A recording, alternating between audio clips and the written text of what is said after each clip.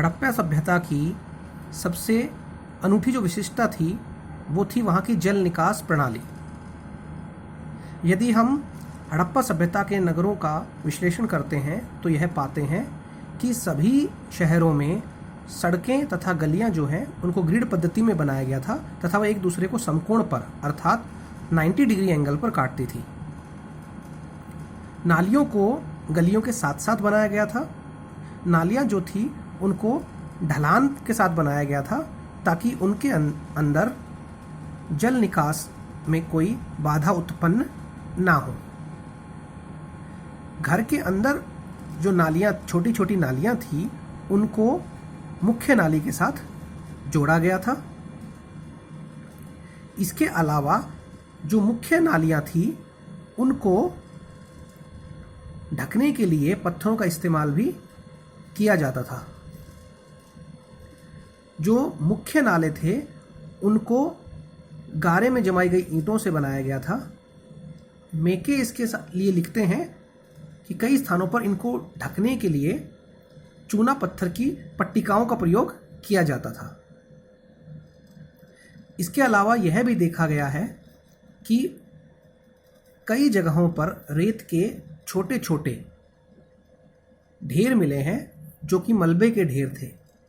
इससे स्पष्ट होता है कि कई बार सफाई के बावजूद भी नालियों का जो मलबा होता था उसको हटाया नहीं जाता था। अब हम मोहनजोदड़ो के गृह स्थापत्य की बात करते हैं।